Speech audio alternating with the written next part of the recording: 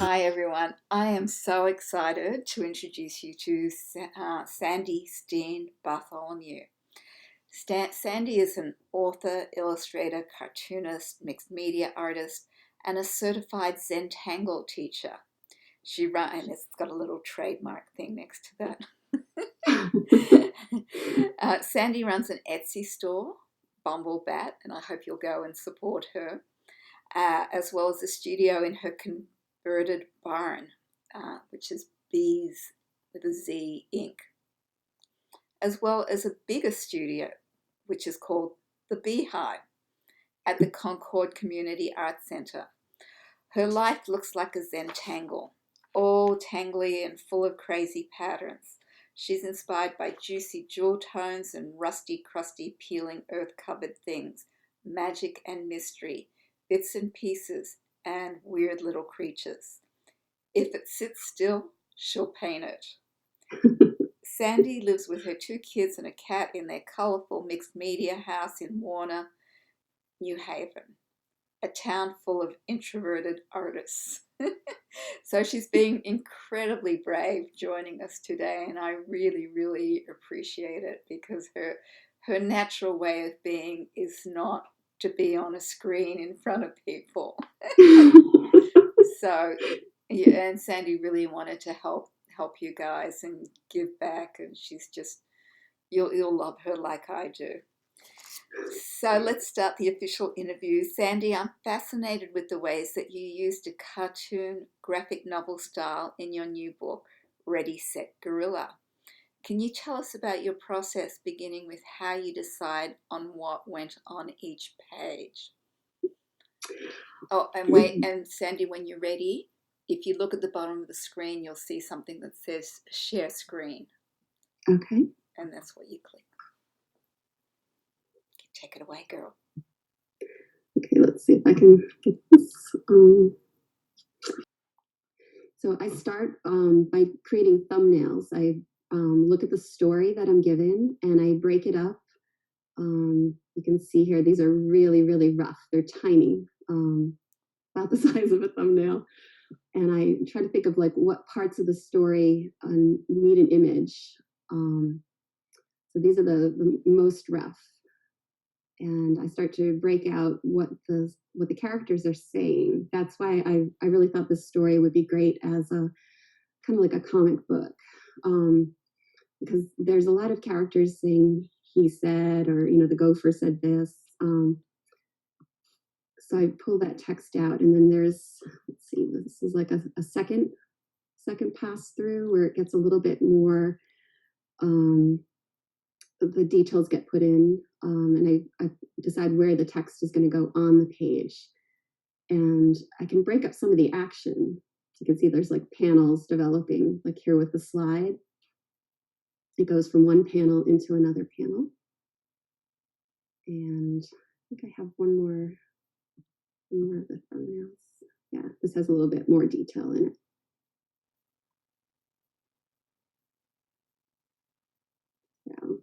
And so another function of the panels, besides breaking up the action, you can also use them to indicate a passage of time as well. Yes.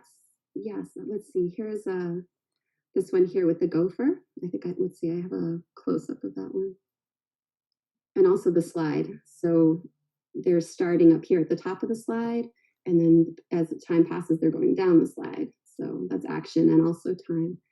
And this one with the little gopher as well. They start out about to race, and then as they go into the other panel, it's what happens at the end of the race. Lovely. So Sandy,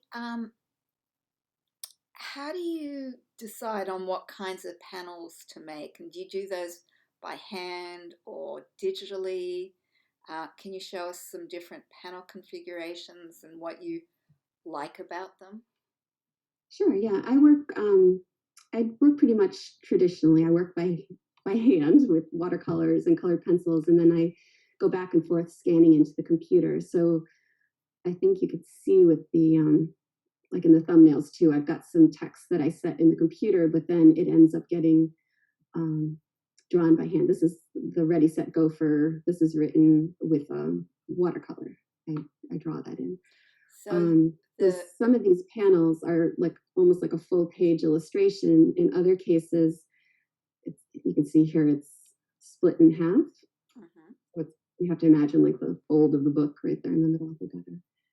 And then there are other times where the panels don't actually have, wait, let me see down here. Like this one doesn't have an actual border to it, but there's, once it gets the color in it, let me see, there's some. Oh, lovely. Here's the final one. So again, it's like the little penguin saying no, the kangaroo saying no. Those are like having separate borders, separate panels, but they don't have borders around them. Are you using pencil to, in your thumbnails you're using pencil and then you move to watercolor and then you use colored pencil for finishing touches. Do you use a light table with these, or do you use transfer paper, or how do you get it onto your watercolor paper? Okay, so this is a good one. This is showing you, I take the sketch that I showed and I put the watercolor paper on top of the sketch so you can sort of see the text and some of the lines through the paper. So I work on top of a light box and I paint in all the larger areas with watercolor. Here's a close-up. You can see more of the pencil sketch showing through. Oh, that's fabulous. What kind of watercolor paper are you using? I believe it's Canson. I kind of work on whatever is closest to the table and I have the most of at the time. And what sort of weight? It's fairly thick. I'd have to actually pull it up and I don't know. It's pretty thick, and I worked with a very smooth finish. It's a really nice paper to use with colored pencils, and I wanted to use colored pencils, so it can be a little bit tough to use watercolor on the same kind of paper because it tends to buckle a little bit. I work that out when I scan it. I press all the work. This is the finished piece here. You can see. Gorgeous. My guess is this is 140 pound. Because 300 pound is very, very heavy. And you can see how this one with the penguin is curled a bit here. Yeah, but it looks like it's got a little tooth on it. It's pretty smooth, but it has to have enough tooth for the watercolor and the colored pencil. Okay, so it doesn't have much tooth. They're gorgeous, aren't they? Aren't they beautiful? I love this book, and what a gift it's been for me, getting to, help Sandy bring it into the world, just sort of pushing and nudging in little bits and pieces. As you can see, her skill set is just fabulous. And so it looks like you paint it and then you do the borders at the end. Well, like this one doesn't have a border, but I do go back in with colored pencils, and I ended up changing some of them. Let me see if there's one that is a good example. Like I had originally, this one doesn't have any edges to the balloon, the word balloon. And then some of them I went back and I actually gave them, like in the background, you can see where the gorilla's talking, Ready, Set, Gorilla. He's got a word balloon over his head. So sometimes you kind of change as you're working on it, like something just doesn't quite work right. And then you can go back in, and that's when the computer is really nice. You can change the things on the computer. I think I have another one here. Like, okay, so this is with the cover, how we came up with these different ideas. You said, give me a whole bunch of different ideas for the covers. It also has the dedication page and all that. But so those are the thumbnails. And then this pages, yep. Yeah, this is the sketch we decided on. So that's the back cover and the front cover. And then this is the painted version. But when I scanned it into the computer, a lot of the blues got lost and the green ended up being very, very bright. And so I went into Photoshop and changed some of the coloring and some of the characters' faces a little bit. This is pretty much how it ended up. I think there ended up being a little bit darker blue in the background. And I just want to point out, you see that adorable elephant at the bottom there?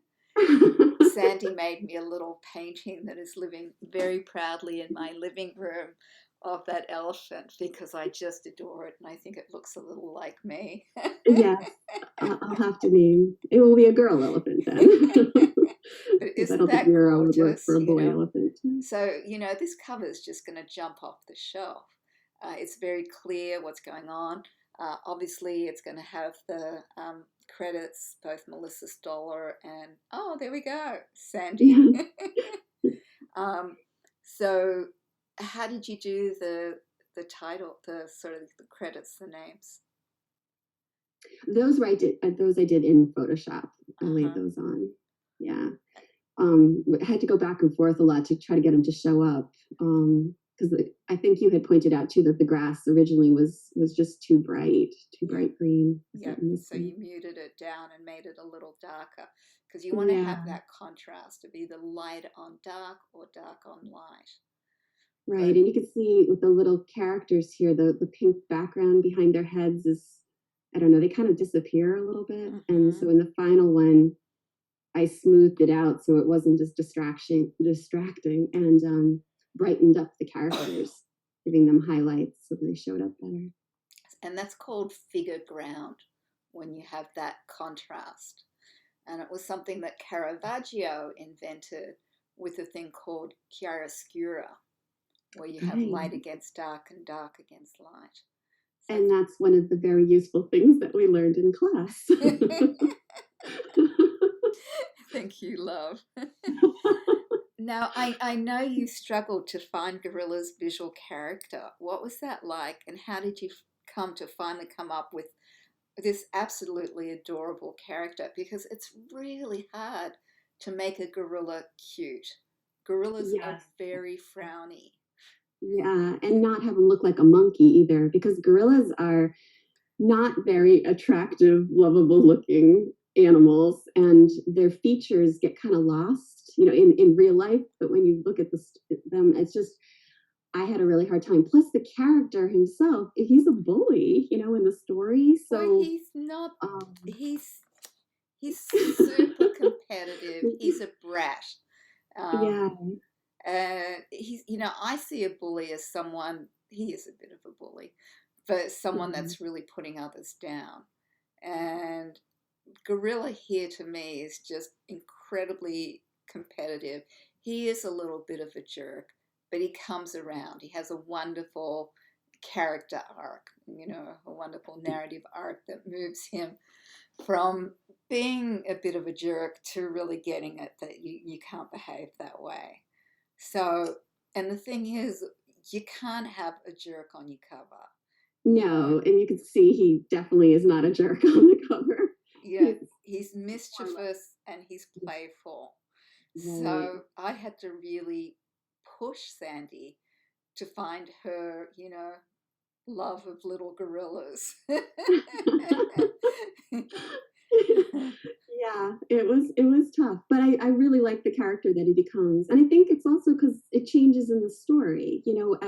As the story developed, um, you start to see that he does have kind of this other side to him where he wants to have the friends, and so that went back to the beginning. So he's got the potential there for being a good gorilla. Yeah. So your main character, no matter what, there's got to be something sympathetic about them. There's got to be Mhm. something endearing, or no one's going to buy your book because they're not going to care. Um, so unless unless maybe you're Lemony Snicket or something. that's right. That's right.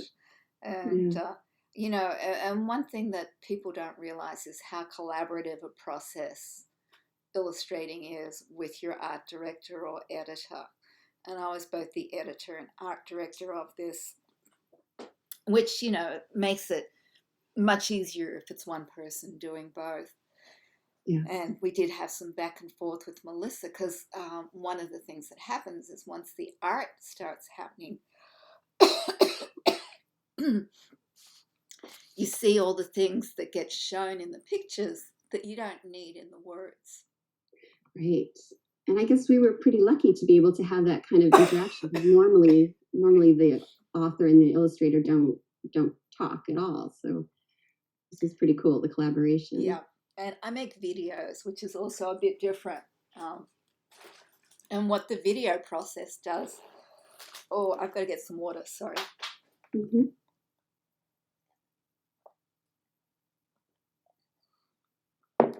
the video process enables me to just point at things and really, really be clear at in terms of what could improve. Mm-hmm. But And sometimes you actually cut and paste, and I think it's incredibly helpful. And sometimes it's just little things like tweaking it. Other times it's like an entire makeover for a gorilla. So yeah, but we got it. We got a great, and the makeover was from your drawings. It wasn't mine. yeah, It was yeah. just, Or even like what is it here? The slide, this one with the penguin and the oh slide. yeah, Where I had originally done it green because I was just basing it on the slide that we had in our backyard is green, so I didn't even think about it. And then you pointed out that it should be bright, like almost candy colored kind of thing. And this is amazing, bright yellow slide. yeah, it's It's just lovely. gorgeous. So last question. Sandy, you work with mostly traditional materials like ink, watercolor, and colored pencils in this. Could you Mm-hmm. share a little about the tools of your trade and any illustrating tips? Yeah, I was thinking about that. I've showed you some of like with the light box and how I work with the watercolor and colored pencils, but I was thinking about one of the hardest things that I find is. Oh, love, why don't you stop sharing the screen? Oh, sorry. I was just going to show you one more image. Oh, If excellent. that's Sorry. helpful, or where's the yeah. So that was the last one I was Oh going my to show God, you. you are fantastic. So what I do is I do like an image of the different tools that I'm planning to use, the watercolors, and I scan it to see what happens. And as you can see, like those markers at the top, they're fluorescent, so they don't scan; they completely disappear. And I find that helps. It helps an awful lot. Let's see, I'll flip back again. Oh, love. Would you be willing to share that as a PDF for the students? Oh, sure. I have a lot of different images like that. I just draw everything around me. But it's just you figure that out the hard way, that you do this beautiful painting with blue sky, and you scan it and the blue sky just disappears. So I definitely, that's my big tip, is to do like test prints. Oh, that's Do great to know. swatches of colors, scan them in, print them out, see what happens to them. And that's also very specific to whatever kind of scanner and printer you have too, which can be very frustrating. Yes, exactly. Yeah. What kind of watercolors do you like using? I have, let's see, I can reach them right here. They're Yarka watercolors, and somewhere I have my original box. My cousin in Estonia had sent them to me when I was 12. But this is my newer box. It's wow. The colors they're wet poured watercolors, so they're just super bright, luscious colors. And you can see again, I made a test strip in the middle so I could see what the actual colors were. Fabulous. And then you work on a separate palette to mix the colors up. Yes, I have little palettes all over the place. And do you have any favorite brushes? I think we had talked about this once before, that I'm OCD or CDO, because CDO is the proper order. And so I have like my colored pencils over here so I have like cool colors. I made mugs so that I could sort out the cool colors, and I have warm colors. And they look like Prismacolors, are they? Yes, mostly Prismacolors. And I also work with these are Inktense pencils. They're like, I don't know if you've heard of these. No. I think they're made by Derwent. Inktense pencils are like watercolor pencils, except they're ink. So once they dry, they're permanent. Can you hold one of your Inktense pencils up? Yeah. Okay. I make these little labels on them so I know what the colors look like. I tell you, I drive most people crazy. You're fabulous, though. I mean, this is so helpful. So you draw it. Do you wet the pencil afterward, or do you dip the pencil in water first, or how do you work with them? You could dip them in the water first, but what I do is I tend to I'll do the outlines for a character, and then I can blend the color in, especially on something like the little llama, where he's white, but he's got shadows of browns and yellows and things. So it gives you a lot more control. And then you can go back over it with watercolors and it won't lift the color because it's permanent. That is so fantastic. Yeah, I love those colors. And then last question, brushes. I was just going to say that that's another tip is to make swatches for the colored pencils, watercolor pencils, and then I tape them on. I cut them out and tape them onto the top of the pencil because the color on the pencil never really is very accurate. It's so great. You're amazing. You're really amazing. Love, do you have any favorite watercolor brushes?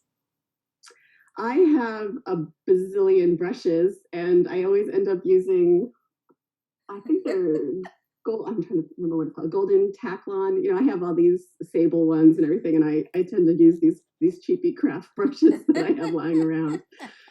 Oh, I know it's terrible. Like I do all my comics on just regular copy paper instead of the beautiful comics paper that I have. Wow. Sandy, oh, can you hold up your color dummy of Go Go Gorilla? Ready, Set, Gorilla.